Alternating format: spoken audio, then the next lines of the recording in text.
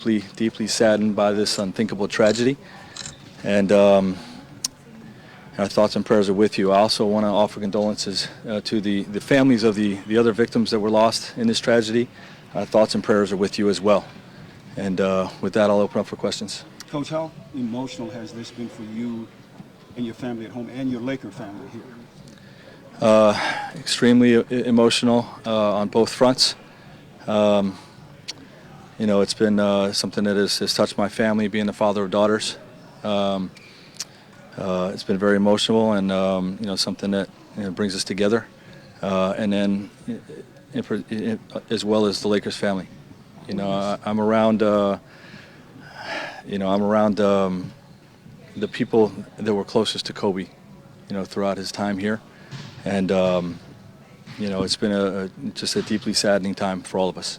Frank, can you describe how you broke the news to the team on the plane and kind of what the sentiment of that moment was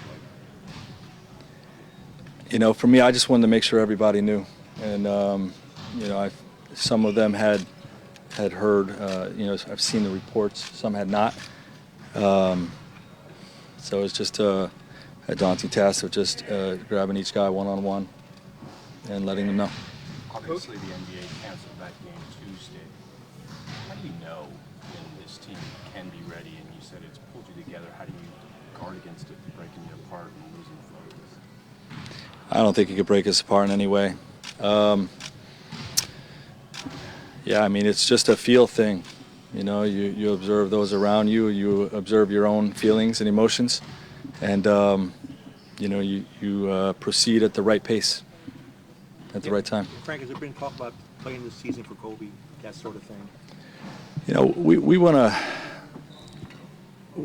to represent what Kobe was about, more than anything. We've always wanted to make him proud, and that's not going to be any different here. Frank, what did you guys get done yesterday, and what do you think?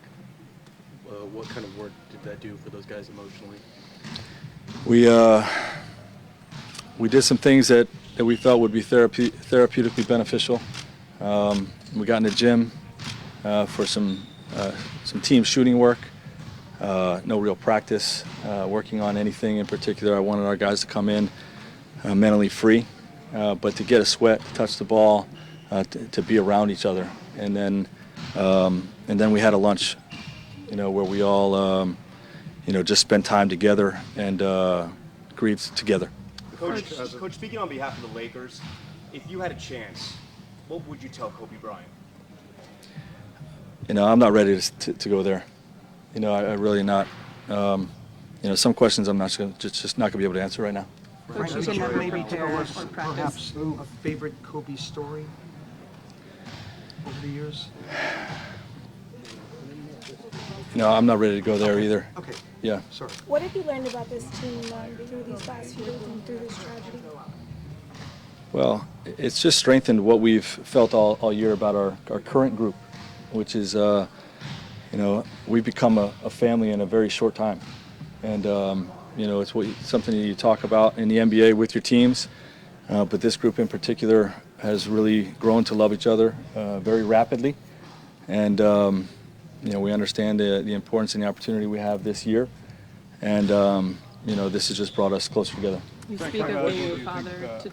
Sorry, go You ahead. speak of being a father to daughters, knowing how much he loved his daughters and supported women's sports and all beyond. What did that mean to you?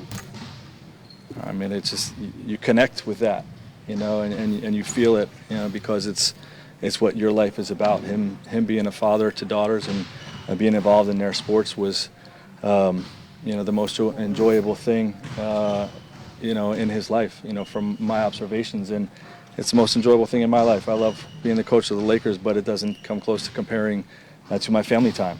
And, so it's very relatable. Frank, Purple boom. how have the leaders of your team, LeBron, Anthony, how have they tackled the task of leading this group going forward? Really the same way they have throughout the year. We've collaborated with them on what the next few days should look like.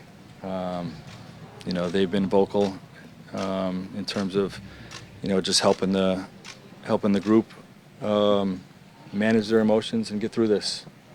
Right, guys, What did you do after you left the plane on Sunday afternoon? I went home and hugged my family.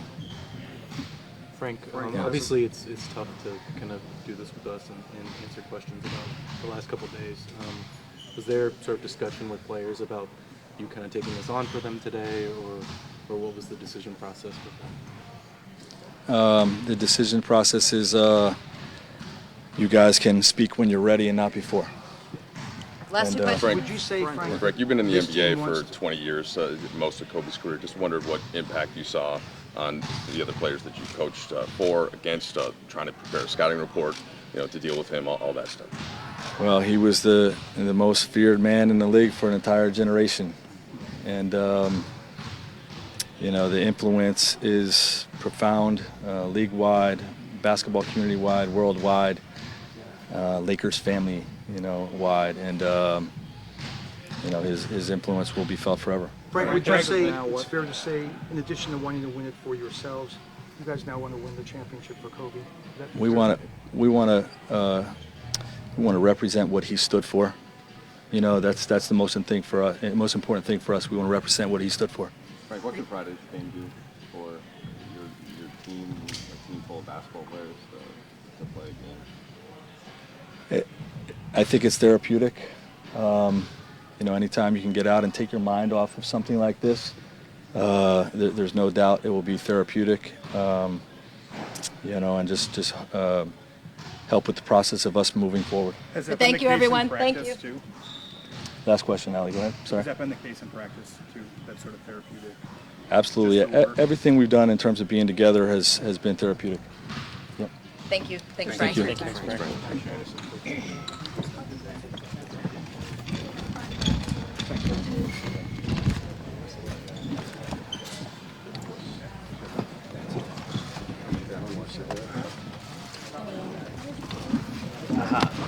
Thank you. Oh, yes, of course. We're closed, everyone. So we're going to exit to the left, please. Our left.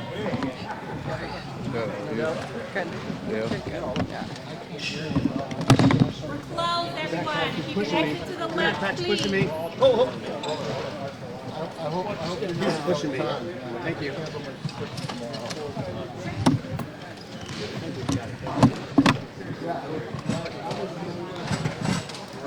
We might be back.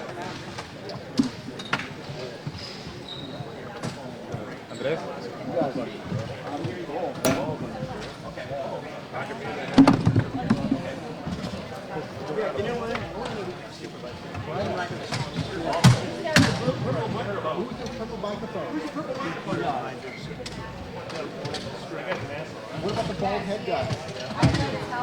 All right, guys.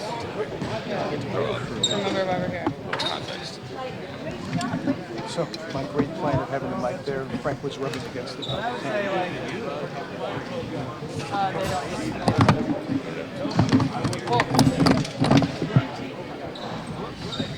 Not to look like.